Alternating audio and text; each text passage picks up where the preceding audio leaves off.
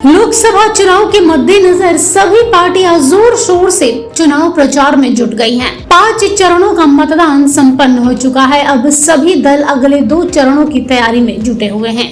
इसी के तहत AIMIM प्रमुख असदुद्दीन ओवैसी उत्तर प्रदेश के दौरे पर पहुंचे हैं।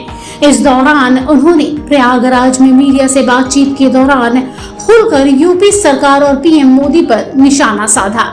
ओवैसी ने कहा, जो भी उनकी पार्टी से मुकाबला कर रहा है उसे मुकाबला होगा। साथ ही उन्होंने कहा, हमारी कोशिश यह है कि PDM के उम्मीदवार कामयाब हो और वो चुनाव में जीत दर्ज करे, इसलिए वो चुनाव प्रचार का हिस्सा बन रहे हैं। अपने प्रत्याशियों के लिए लगातार प्रचार प्रसार कर रहे हैं। वहीं पेपर लीक मामले को लेकर ओवैसी ने बीजेपी को आड़े हाथों लिया।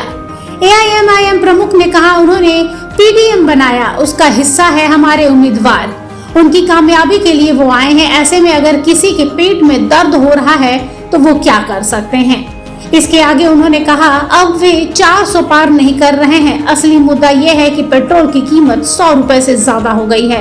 पेपर लीक की घटनाएं वाराणसी में हो रही हैं, जहां से PM मोदी उम्मीदवार हैं और PM और सूबे के CM बोलते हैं कि किसकी आत्मा की वजह से ये पेपर लीक हुआ है।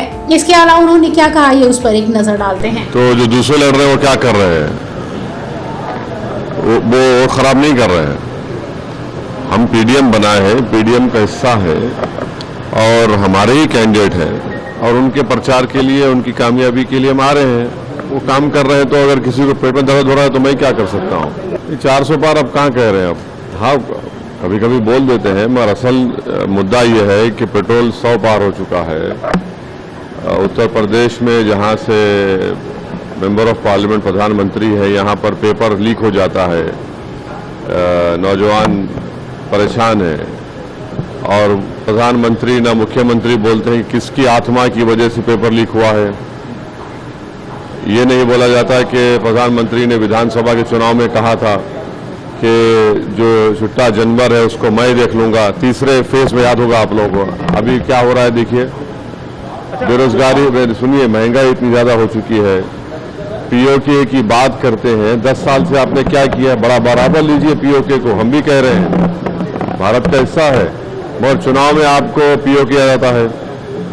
ये सब चीजें हैं जिसकी वजह से लोग परेशान हैं। 10 साल में जो उन्होंने वादे किए वो तमाम के तमाम चौपट हुए, झूठ साबित हुए।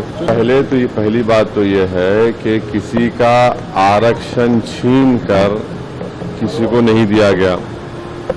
नरेंद्र मोदी देश को ये बताएं कि जो उन्होंने इकोनॉमिक वीकर सेक्शन के ग्राउंड पर जो 10% रिजर्वेशन दिया है, उसमें दलित आदिवासी को तो हिस्सा नहीं मिल रहा है। OBC को जो आबादी में 20% हिस्सा है उनको अब 10% दे रहे हैं और जो आबादी में 80% हिस्सा है उनको अब 28% पे समेट दिए।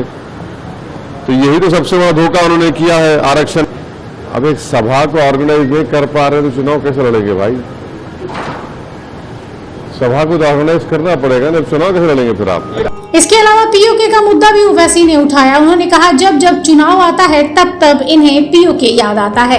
POK को लेना चाहिए, वो भी चाहते हैं। POK भारत का हिस्सा है, लेकिन चुनाव में उन्हें याद आ जाता है। उन्होंने कहा, 10 साल में PM ने देश की जनता से जो वादे किए हैं वो सारे झूठ साबित हुए हैं। ब्यूरो रिपोर्ट, सूत्रकार समाचार। हमारा ये वीडियो अच्छा लगा तो इसे लाइक करें, शेयर करें और हाँ, सब्सक्राइब करना ना भूलें।